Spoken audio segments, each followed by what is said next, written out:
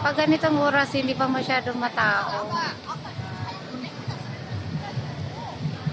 Kaya, nandito na sila. Uy, sinusundan tayo ng mga to eh, mga korikong na to.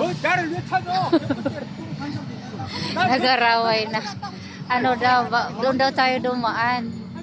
Bakit? Yung isa kasi, gusto niya doon dumaan na, nag-away-away na. Buti naiintindihan ko. Pwede pala akong maging maging translator sa kanila. Interpreter.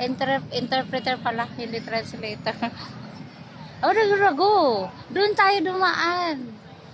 Galing na tayo dito. Sino?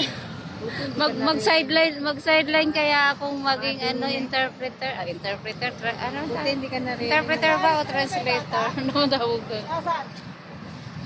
Sino ka? Buti hindi ka naririnig. Makapag-sideline nga. Tapos, nag-away-away ang mga kliyente dahil pare-pare pala kami hindi nagkaintindihan. Sampung Korean language lang pala ang aking baon. Pagkaubos ko ng 10 Korean language, uwi na ako. Kahit wala nang bayad. Hindi binayaran. Mga tingiyan, senior na eh. Hindi ka Ha? narinig. Ha? Mga tingiyan, senior